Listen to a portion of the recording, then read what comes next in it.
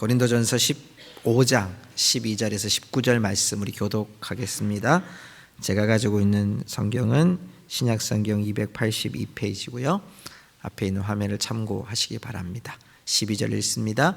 그리스도께서 죽은 자 가운데서 다시 살아나셨다 전파되었거늘 너희 중에서 어떤 사람들은 어찌하여 죽은 자 가운데서 부활이 없다 하느냐.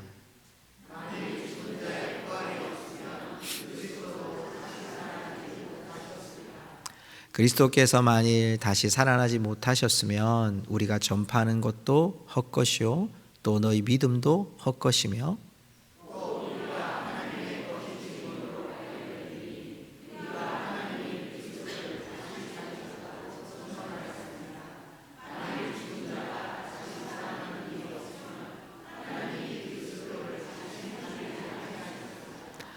만일 죽은 자가 다시 살아나는 일이 없으면 그리스도도 다시 살아나신 일이 없었을 터이요.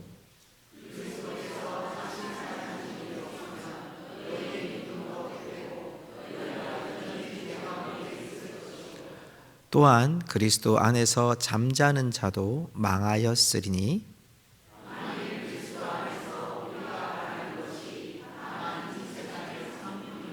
모든 사람 가운데 우리가 더욱 불쌍한 자이리라. 아멘. 자리에 앉으시기 바랍니다. 오늘 아침에 이렇게 성도님들을 가끔 맞이할 때가 있는데요.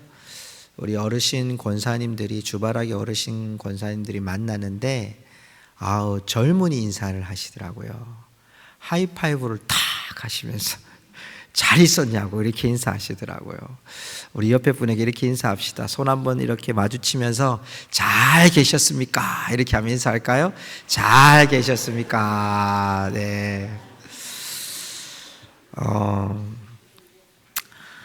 우리가 이제 지난 5주차 때 또 지난주는 또 감사절로 믿음의 궤도라는 주제로 말씀을 쭉 나눠 왔는데 15장의 말씀을 이제 시작하고 오늘 두 번째 시간이 되어집니다. 혹시나 여러분 기억하실 수 있도록 잠깐 1절부터 11절을 요약하면 예수님께서 이 땅에 부활하신, 이 땅에 오시고 십자가에 못 박히시고 부활하신 이 사실을 가지고 성경대로 죽으시고 성경대로 다시 살아나셨다. 그리고 그 부활의 증인들이 베드로로부터 12제자 500여 제자들과 형제들 그리고 야고보 만삭되지 못한 자신에게도 이 부활의 소식을 준 것은 하나님의 은혜다라고 고백했던 바울의 1절부터 11절까지의 말씀이 있었습니다. 자, 여러분, 부활 굉장히 어쩌면 기독교에서 가장 핵심 교리이기도 하고 또 우리 성도들에게는 보편적인 진리 가운데서 이것은 맞을까라는 고민이 있는 여러분 진리예요. 그래서 바울은 첫 번째로 이야기를 한 것이 뭐냐면 부활에 대해서 성경이 말씀하고 있다. 그리고 부활의 증인들로 나처럼 보잘것없는 나까지 부활에 대한 분명한 증거가 있습니다. 그 증거를 우리 고린도 교회 모든 성도들이 다 알고 있고 믿었습니다 라고 고백한 거예요. 그리고 이제 오늘 이야기는 교회 안에 이 이야기를 한 중요한 원인이 교회 안에 갈등이 일어났습니다. 이 갈등이 뭐냐면 갈등의 중심에 부활이 없다라고 말하는 자들이 있는 거예요. 증인도 있고 성경에도 이야기가 되어 있는데 부활이 없다. 이제 이 얘기를 풀어가고 있는 것이 이제 마지막 58절까지 나오는 고린도전서 15장의 전체적인 맥락이 되어지는데요. 여러분 어떻게 생각하세요? 부활이라고 하면 여러분 다른 사람에게 부활에 대한 이야기를 할 때 여러분 우리가 착하게 살아야 됩니다. 거룩하게 살아야 됩니다. 또 공정한 사회가 돼야 됩니다. 여러분 이런 얘기를 하기는 참 성경을 가지고 풀어가기가 좋아요. 그런데 여러분 부활이 있습니다 했더니 당신 본 적이 있습니까? 당신이 체험했습니까? 아니 요즘에도 부활이 일어납니까? 이렇게 얘기를 하면 우리가 할 말이 없어지는 거예요. 여러분 이 갈등이 교회 안에 존재하고 있었던 거예요. 여러분, 우리도 막상 부활이라는 소식을 전하려고 하면 참 쉽지 않아요. 여러분, 다른 타 종교에서도요, 죽음에 대한 이야기를 상당히 많이 해요. 그런데 부활에 대한 이야기는 안 해요. 예를 들어서 여러분, 불교와 힌두교의 죽음 이후에는요, 윤회 사상이 있어요. 쉽게 말하면 내가 좀 착하게 살면 다음 생애에는 좋은 동물로 태어나가지고, 아니면 좀 잘 사는 집으로 태어나서 내가 지금보다 조금 더 나은 삶을 살 수 있다, 이런 윤회 사상이 불교와 힌두교의 사상이에요. 그래서 힌두교가 있는 인도는요, 카스트 제도라는 것이 지금 없어졌다고 얘기하지만 아직도 거의 현존해 있어요. 그래서 좀 낮은 계급에 있는 사람들은 높은 계급에 있는 사람들한테 착취를 당해요. 그래도 괜찮다는 거예요. 나는 죽으면 새로운 세상으로 태어날 수 있다고 하는 기대와 소망이 이들의 내세 사상이에요. 그리고 여러분, 도교라는 사상이 있습니다. 도교. 이 도교는요, 죽고 난 후에 내가 신선이 되는 거예요. 신선이 되는 거. 여러분, 이게 도교 사상이에요. 그리고 여러분, 유교 사상, 우리나라에도 많은 이 유교 사상도 우리가 죽고 나면 자연으로 다시 돌아간다, 자연으로 회귀한다라는 내세 사상이 있어요. 심지어는 여러분, 이슬람도요, 죽음 이후에 천국이라는 것을 동일하게 이야기해요. 이슬람도. 근데 우리가 알고 있는 이런 천국은 다르고요, 이 이슬람에는 남성 중심의 천국이에요. 남자가 예를 들어서 폭탄 테러를 하고 자기가 죽으면 천국이라는 데를 가는데, 이 천국에서 눈을 딱 뜨면 7명의 여자들이 자기를 평생토록 여러분 옆에서 섬겨준다는 게 천국의 기본적인 교리예요. 여러분, 이게 내세 사상에 다 사람들이, 종교라는 것은 뭔가 죽음 이후의 사상에 대한 기대와 그 내세 사상이 제 마음들 속에 다 심겨져 있어요. 근데 기독교는 그런 죽음 이후의 유토피아나 자연으로 돌아가거나 뭐 새로운 곳으로 태어나는 것이 아니라 우리가 다시 태어난다고 하는, 다시 죽었다가 살아난다는 부활 사상이 기독교의 가장 중심의 사상이에요.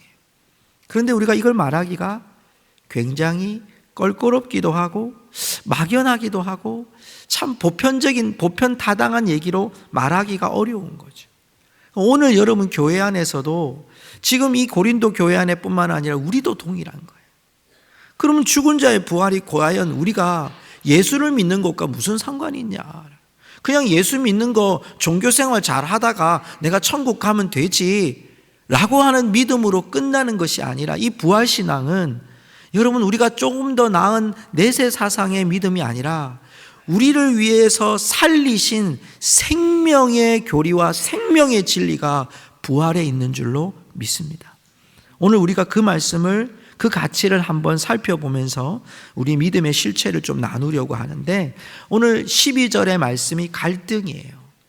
그러니까 죽은 자 가운데서 다시 살아났다고 전파되었거늘 너희 중에 죽은 자가 부활이 없다, 이렇게 말하는 사람들의 갈등이 일어난 거예요.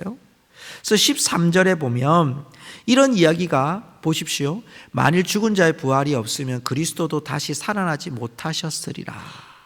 바울이 아주 명백하게 이야기하는, 당시에 헬라 철학에서는요, 이 죽음이라는 것을 통해서 육체와 영혼이 분리되는데, 육신은 소명을 다했기 때문에 영혼만 지속이 된다는 사상이 당시의 사상이었어요. 그래서 헬라 시대에 예수님의 부활을 이야기하면 어떻게 말했냐면, 그때 당시 이 후대의 핫지라는 신학자가 당시의 철학자들의 문헌을 살펴보니까 부활 소망은 돼지 소망이다, 이렇게 말도 안 되는 얘기다, 이렇게 생각했다는 거죠, 당시에. 여러분, 그런데 당시에 디모데후서 2장 17절과 18절에 보면 후메네오와 빌레도도 부활이 지나갔다라고 말하는 사람이 있었다는 거죠. 당시에 그런 일이 이 고린도 교회뿐만 아니라 여러 교회에서 일어난 일이거든요. 그래서 오늘 바울이 13절에서 이렇게 명백하게 이야기합니다. 한번 읽어볼까요? 시작. 만일 죽은 자의 부활이 없으면 그리스도도 다시 살아나지 못하셨으리라. 아멘. 자, 이 말씀을 잘 보시면요, 이 말씀 속에 그리스도가 다시 이걸 뒤집어서 잘 보시면 그리스도가 살아나신 이유는 죽은 자의 부활을 위함인 거예요. 그러니까 예수님이 다시 살아나셔야 죽은 자의 부활에 뭔가가 의미가 생기는 거예요. 여러분, 그 의미가 뭘까요? 자, 여러분, 죽은 자의 부활이 되려면 누군가 부활을 먼저 해야 되는 거잖아요. 여러분, 잠시 이 시대도요, 병원에서 이 사람은 죽었습니다 했는데 잠시 후에 이 사람의 심장이 뛰어가지고 다시 살아나는 일들이 가끔 일어나요. 근데 이거는 죽은 게 아니라 심정지가 온 건데 의학상으로 죽은 것처럼 보이지만 다시 살아나요. 근데 사람은 어떻게든 죽게 돼 있어요. 부활했다는 것은 계속 살아나야 되거든요. 살아있어야 되거든요. 근데 이 죽은 자의 부활을 여러분 누가 첫 번째 그 길을 여셨냐 하면 예수 그리스도께서 그 길을 열어 가셨다는 거예요. 바울이 지금 이야기하는 것은 역으로 말하면 예수님의 부활이 우리에게 죽은 자의 부활이라고 하는 부활의 신앙의 첫 번째 길을 열어 주셨다는 거예요.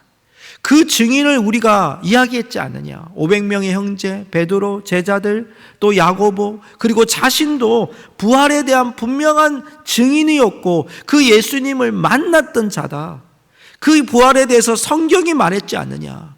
그 부활이 없으면 우리에게는 오늘 13절의 말씀 그대로처럼 예수님이 다시 살아날 이유가 없는 거예요.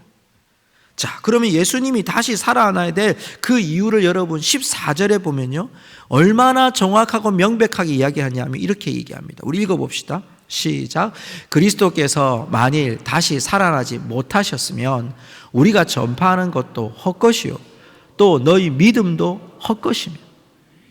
자, 여러분 여기에 주목할 단어가 헛것이요라는 거예요. 예수님께서 살아나지 못했다면, 부활하지 못했다면 우리가 지금 전파하는 것, 이 전파하다는 것은요, 어떤 의미가 있냐면 이 전파하다는 의미 속에는 내용과 본질이 다 들어가 있어요. 예수님의 부활하시는 사실과 증거와 뜻이 그 안에 다 담겨져 있는데 우리가 전도하는 이유가 아무런 의미가 없는 거예요. 제가 여러분한테 설교하는 것도 그냥 여러분 다른 종교에서 무슨 설법하듯이 강의하듯이 하는 것과 별반 다르게 아는 거예요. 예수님의 부활이 진짜가 아니면. 여기에 헛것이라고 하는 이 단어는요, 현실에서 소망이 없는 거예요. 여러분, 이 헛것이라는 단어 속에는 두 번이나 반복되어 있어요. 우리의 믿음, 우리의 부활, 예수 그리스도의 부활, 의미가 없다는 거예요. 죽은 자의 부활이 곧 예수 그리스도의 부활처럼 우리가 그 죽은 자의 부활이 없으면 우리에게는 복음, 믿음, 신앙 아무것도 아니라는 얘기를 하고 있는 거예요. 얼마나 중요한지를 오늘 우리에게 설명해 주는 거예요. 더더욱 15절을 볼까요? 15절에 보면, 자, 여기 보십시오. 우리가 하나님의 거짓 증인으로 발견되리니, 또 중앙에 보면 만일 죽은 자가 다시 살아나는 일이 없으면 하나님이 그리스도를 다시 살리지 아니하셨으리라. 자, 그럼 이 말씀을 뒤바꿔서 얘기하면요, 하나님이 그리스도를 다시 살리셨기 때문에 우리가 참 증인이 됐다는 거예요. 그러면 여러분, 예수 그리스도의 부활은 우리에게 무엇이 되냐는가? 거짓말이 아니라 참 진리가 되어 우리 안에 복음의 핵심이 되었다는 거예요. 사랑하는 성도 여러분, 부활은요, 부활에 대하여 바울이 성경대로 살아나셨다. 그리고 부활을 통해서 증인들이 분명히 있다. 그리고 그 부활이 없으면 우리에게는 소망이 없고 생명이 없는 인생이라고 오늘 바울이 우리에게 선포하고 있는 거예요. 사람들의 시각에는요, 우리도 마찬가지예요. 지금 우리가 우리의 지식의 한계로 부활을 이해할 수 있을까요? 여러분이 과학적으로 다 증명되어져서 예수님의 부활을 이해할까요? 아니면 여러분 우리 교회를 다니니까, 기독교를 믿으니까 무조건 믿으세요. 여러분, 이래서 우리가 부활을 믿는 것일까요? 여러분, 부활의 소식은, 예수 그리스도의 부활의 소식은 물론 믿어야 될 사실이지만 성경에 증거되어 있는 사실이고 반드시 증인들이 있었고 그 증인들을 통해서 지금까지 살아있는 하나님의 진리의 말씀인 줄 믿습니다. 그 진리의 말씀이 성경에 써 있습니다. 그 진리의 말씀에 증인들이 있습니다. 우리가 여러분 마치 이 세상에 살아가면서 믿음대로 살다가 이 세상에서 조금 더 나은 삶을 살고 조금 더 기도 열심히 해서 내가 바라는 거 좀 얻으면서 살아가는 정도의 종교라면 여러분 다른 종교 가셔도 충분히 그거 할 수 있습니다. 우리가 믿는 믿음은 예수 그리스도의 부활로 말미암아 내게 새 생명을 얻은 구원의 진리인 줄로 믿습니다. 이거 믿는 것이 우리의 믿음이라는 거예요.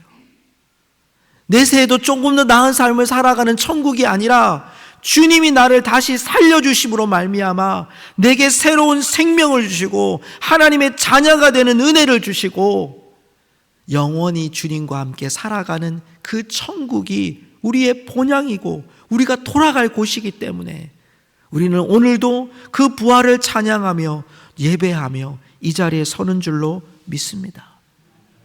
예수님이 죽으신 것으로 끝났다면 세계의 3대 성인으로 끝난 거예요. 그러나 예수님의 죽은 것은 분명히 여러분 성경에 확실한 증거가 있었습니다. 예수님이 십자가에 못 박히셨어요. 6시간 동안 달리셔서 돌아가셨어요. 돌아가신 그것을 확인하기 위해서 당시의 절차대로 예수님의 허리에 창을 찔러보는 거예요. 여러분, 그리고 원래는 죽은 것을 확인하기 위해서 무릎을 꺾도록 돼 있습니다. 그런데 그 사람들이 죽은 것을 확인하고 꺾지 않았습니다. 그리고 예수님의 시신을 몇 시간 만에 깨어난 게 아니라 그 시신을 여러분 아리마대 요셉이 가져가서 장례를 치렀습니다. 그리고 돌문을 막았습니다. 그것도 모자라서 당시에 있었던 그 왕이 예수님 죽고 난 다음에 살아난다는 부활 소식을 알고요, 부활할 거라고 이 놀라운 왕이 믿어가지고요 군병들을 배치해 놓습니다. 절대 부활 못하도록 문을 닫아 놓는 겁니다. 옆에 군병이 지켰습니다. 그런데도 돌문이 열리고 예수님이 부활하신 사건을 수많은 증인들이 확인했습니다. 그것은 사건만이 아니라 지금 우리가 예수 그리스도를 믿는 모든 자들에게 하나님 나라에 이르는 구원의 백성이 되게 하신, 죄와 사망에서 죽었던 우리를 살려내신 예수의 생명이 부활의 소망인 줄 믿습니다. 우리 믿는 믿음이 거기에 있는 거예요. 그러기에 여러분, 우리가 죽음이라는 것을 맞이할 때 인생의 끝이라고 여길 수 있습니다. 그러나 여러분, 그것이 인생의 끝이 아닌 이유는 우리에게는 세상 사람들과 다른 부활의 소망이 우리에게 있기 때문입니다. 우리 고백합시다. 나는 부활의 소망이 있습니다. 우리가 언제 하나님의 부르심을 받을지 아무도 모르지만 여러분, 분명하게 고백해야 될 고백은 뭡니까? 나는 부활의 소망을 갖고 살아가는 자들이라는 거예요. 죽음이 가까우면 가까울수록 우리는 부활의 소망이 점점 더 가까워오는 하나님의 백성이 되는 줄 믿습니다. 여러분, 이 소망 가지고 우리가 살아가는 거예요. 여러분, 이 소망 가지고 천국의 항로로, 여러분 천국의 항구로 우리가 점점 더 비바람이 치고 바람이 불고 거센 파도가 오지만 부활의 주님을 기대하면서, 다시 오실 예수님을 기대하면서 오늘 우리의 믿음의 삶을 살아가는 거예요. 그런데 그들은 오늘 여러분 부활이 없다고 말하는, 죽은 자의 부활이 없다고 말하는 자들에 대해서 16절에 이렇게 고백합니다. 16절 볼까요? 16절 보면 만일 죽은 자가 다시 살아나는 일이 없으면 죄송합니다. 없으면 그리스도도 다시 살아나는 일이 없었을 터이요. 그런데 제가 이 말씀을 현대어 성경으로 이렇게 보니까요, 죽은 자가 다시 살아나는 일이 없으면 그리스도께서는 아직도 죽은 상태대로 계셔야 하고, 이 말이 뭐냐면 예수님이 살아날 이유가 없는 거예요. 죽은 자가 다시 살아나는 일이 없다는 이 얘기는 무슨 말이냐면 예수님의 부활이 필요 없다는 얘기예요. 그냥 죽으면 끝나는 종교면. 그런데 예수님이 살아나시고 예수님이 부활하신 것은 부활이 없는 기독교 신앙은 의미가 없는 거예요. 예수 그리스도의 부활 사건이 우리를 살려낸 사건이라는 거예요. 부활의 사건은요, 우리에게 생명을 주신 살려낸 사건인 줄로 믿습니다. 여러분, 살려낸 그 사건을요 17절에 보면요 한 번 더 이렇게 고백해요. 그리스도께서 다시 살아나는 일이 없으면 너희 믿음도 헛되고 너희가 여전히 죄 가운데 있을 것이요. 이게 헛되다는 얘기가 또 나왔죠. 그런데 제가 그 원어 성경을 찾아보니까 이 단어가 14절에 있는 헛된 거하고 다르더라고요. 시제적인 차이가 있어요. 때의 차이가 있는데 14절에는요 우리가 현실적으로 소유하지 못하는 헛되고예요. 그러니까 여러분 오늘 본문 말씀 14절에 우리가 전파하는 현재 헛거고 우리가 가진 믿음도 지금의 헛거다 이런 뜻이에요. 근데 17절에 나오는 헛것이오라고 하는 이 말은요 믿음도 헛되고 너희 여전히 죄 가운데 있을 것이요. 여기 헛되다는 얘기는 미래에 대한 헛됨이에요. 이건 심각한 거예요. 왜? 우리가 미래의 소망이 없어지는 자가 되는 거예요. 부활의 소망이 없어지는 자가 되는 거예요. 기독교를 그냥 종교인으로 믿는 신앙으로 전락시키는 거예요. 예수 그리스도의 부활이 없으면. 그러니까 여러분 우리가 주일에 이렇게 예배를 드리는 이유는 쉬는 날 빨간 날이니까 우리 같이 예배 드리자라고 공식적으로 약속을 했지만 여러분 이 약속은 원래 주일이라고 하는 이 날은 주님의 날이에요. 주님의 부활하신 날을 안식 후 첫날 우리가 주님의 부활하신 것을 기억하기 위해서 성도들이 모여서 하나님 앞에 부활을 기억합시다. 예수 그리스도를 부활을 기억합시다라고 주일마다 우리가 만나서 예배를 드리는 거예요. 종교 행사하기 위해서 모인 게 아니라 주님의 부활을 오늘도 예배드리면서 기억합시다. 봉사하면서 기억합시다. 어린아이들을 양육하면서 기억합시다. 이게 주일의 원래 개념이에요. 주일에 뭐 잘 지키느냐 못 지키느냐 사 먹어야 되냐 안 사 먹어야 되냐 이 개념이 중요한 게 아니라 주님의 부활을 위해서 필요하다면 여러분 돈 쓰셔야 됩니다. 주님의 부활을 위하여 필요하다면 여러분의 삶 가운데 전도하기 위해서 여러분 주님의 부활을 위해서 필요하다면 우리 모든 것들을 동원해서 주님의 부활을 증거하는 일에 주님께 예배하는 일에 쓰임 받으셔야 됩니다. 율법적으로 우리가 여러분 뭐 얼마나 썼느냐 안 썼느냐 몇 킬로를 갔느냐 안 켰느냐 여러분 유대인들은 그렇습니다. 이 안식일이 되면요 그들의 안식일은 금요일 저녁부터 토요일 저녁까지거든요. 그러니까 원래 우리의 시각은 그쪽은 밤부터 시작이고 우리는 0시부터 시작이잖아요. 그러니까 그들은 안식일 날은 사 먹어도 안 되고 멀리 걸어가도 안 되고 여러분 그런 개념이면 오늘 차 타고 오신 분들은 다 차 타고 오면 안 돼요. 다 걸어오셔야 돼요. 멀리서 오시는 이재명 장로님 큰일 날 뻔했어요. 그죠? 속초에서 걸어오셔야 돼요. 여러분 이게 우리 율법적으로 따지면 그렇게 간단 말이에요. 하나님이 원하시는 것은 뭘 말하는 거냐? 주일에 예배를 드리는 그 시간에 우리가 수요일이든 금요일이든 새벽 기도이든 다 뭐 하라는 거죠? 주님의 부활을 기억하기 위해서 내 마음에 기억하기 위해 하나님께 예배를 드리고 있다는 거예요. 여러분 이 부활이 우리에게 헛되라면 의미가 없는 거예요. 그냥 종교 생활하는 것과 별반 다를 것이 없는 거예요. 그러기에 이 부활은 우리의 영원한 미래를 보장하는 진리이고 우리에게 생명이 되는 진리인 줄로 믿습니다. 오늘 여러분 헛되다 그랬죠? 18절에는요 망한다 그래요. 자 여러분 18절을 보세요. 누가 망하느냐 하면 18절에 보면요 이렇게 고백합니다. 또한 그리스도 안에서 잠자는 자도 망하였으리. 여러분 잠자는 자는 누굴까요? 네, 죽은 자예요. 예수 그리스도 안에서 예수 그리스도를 믿고 죽은 자들이에요. 예수 그리스도를 믿고 죽었다는 것은 이제 부활하실 우리가 부활할 걸 기대하면서 예수님이 다시 오시면 우리 죽은 자가 땅에서 먼저 일어나는 이 소망을 갖고 먼저 하나님의 품에 안긴 자들 그런 자들이 망하였다고 그래요. 얼마나 불쌍한 사람이다. 비극적인 종말인 거예요. 영원한 불행이에요. 하나님 나라가 없어지는 거예요. 부활이 없으면. 더더욱 19절에는요, 우리 한번 읽어볼까요? 19절 말씀 같이 읽어봅시다. 만일 그리스도 안에서 우리가 바라는 것이 다만 이 세상의 삶뿐이면 모든 사람 가운데 우리가 더욱 불쌍한 자이리다. 그러니까 부활이 없으면 불쌍한 자고, 부활이 없으면 망하는 자고, 부활이 없으면 헛된 자라는 거예요. 그걸 거꾸로 얘기해 보세요. 부활이 우리에게 있는 것은 헛됨이 아니라 진리가 되는 거예요.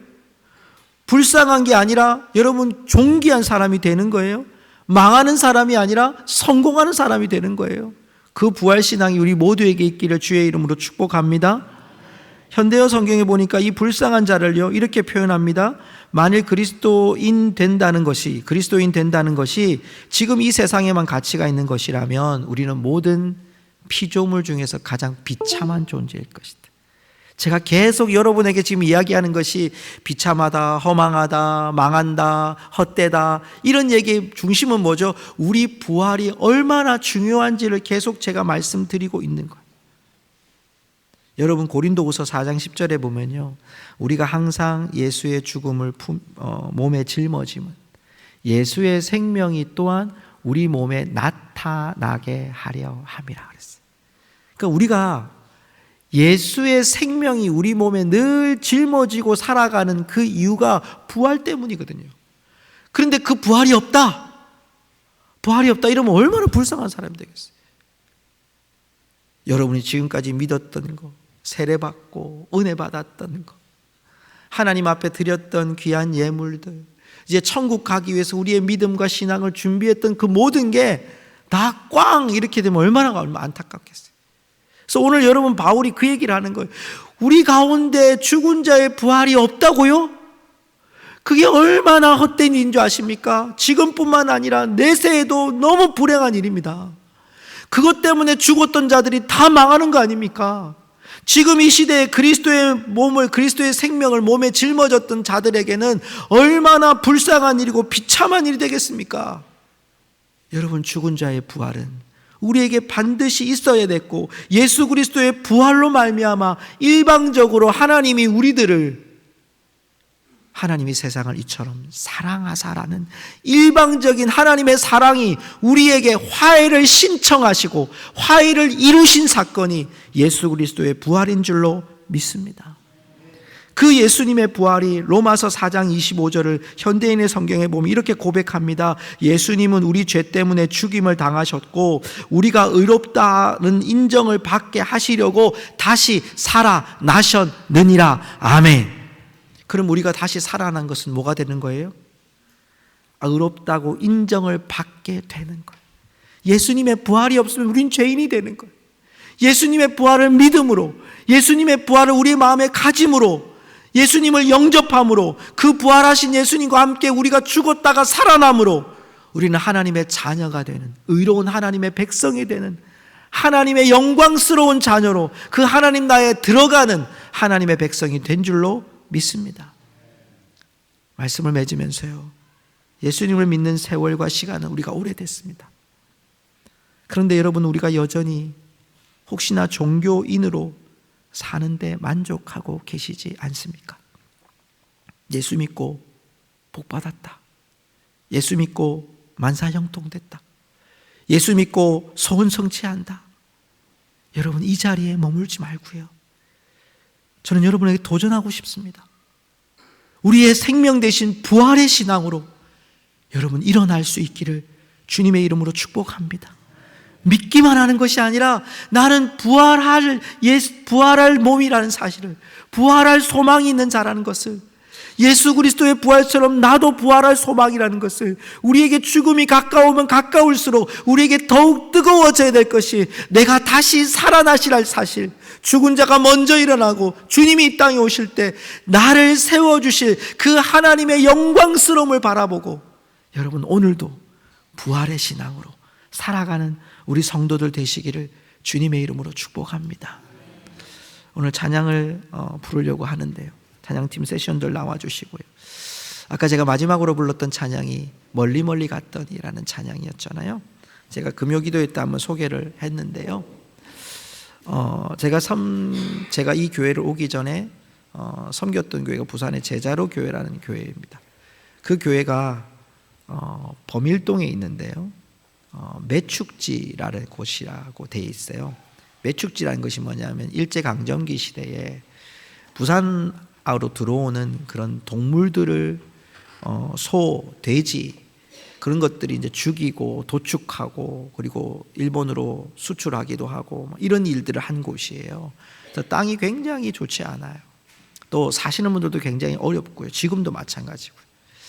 근데 그 땅에 여러분 참 놀라운 일이 그렇게 어려운 땅에 하나님이 선교사들을 그 지역에 얼마나 집중되어 있는지 몰라요. 제가 걸어서 가서 발견하는 곳만 몇 곳이 있었거든요. 근데 그곳에요.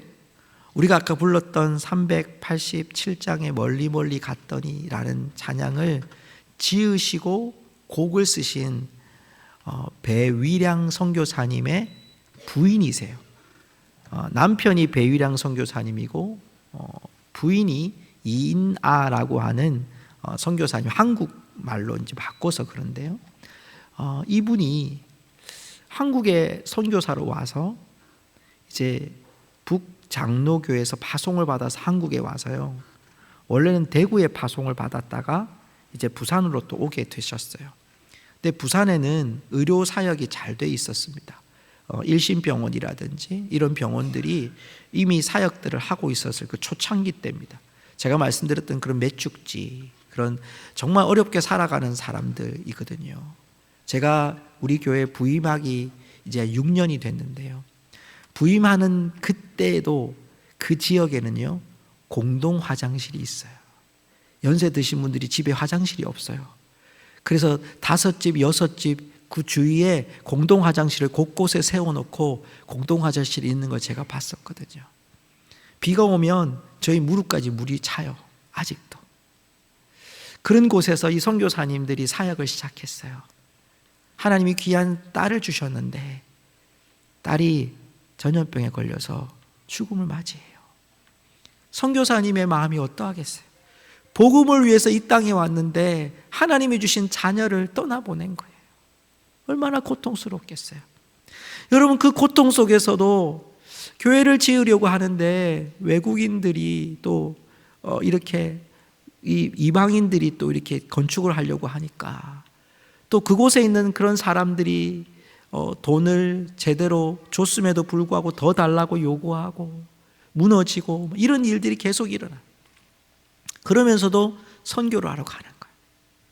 그 선교하면서 여러분 복음을 전하는 그곳에 가면서 불렀던 찬양이 387장인 거예요.